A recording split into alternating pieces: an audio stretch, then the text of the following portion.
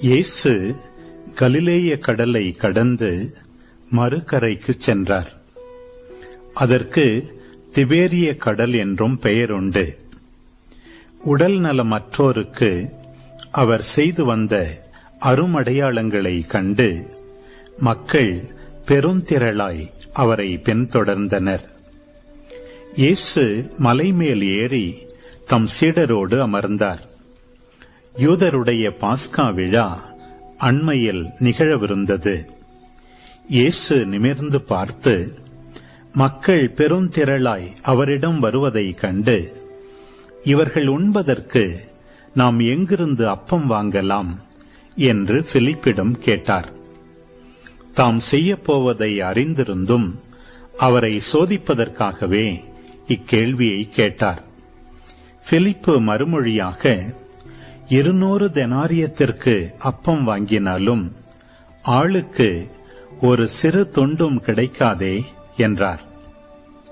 அவருடைய சீடருள் ஒருவரும் சீமோன் பேதுருவின் சகோதரருமான அந்திரேயா, இங்கே சிறுவன் ஒருவன் இருக்கிறான்.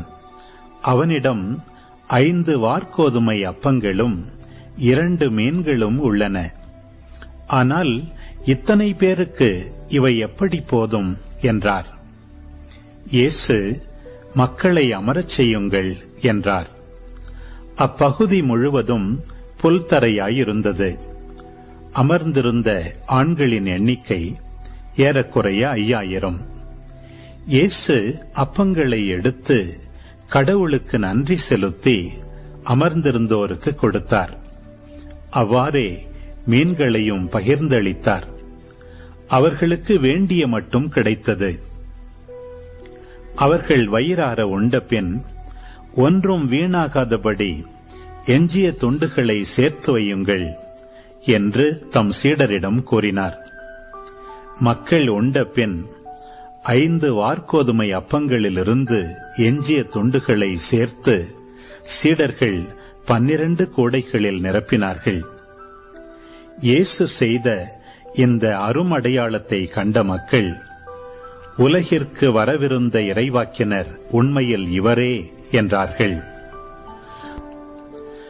அவர்கள் வந்து தம்மை பிடித்துக் கொண்டு போய் அரசராக்கப் போகிறார்கள் என்பதை உணர்ந்து இயேசு மீண்டும் தனியாய் மலைக்குச் சென்றார்.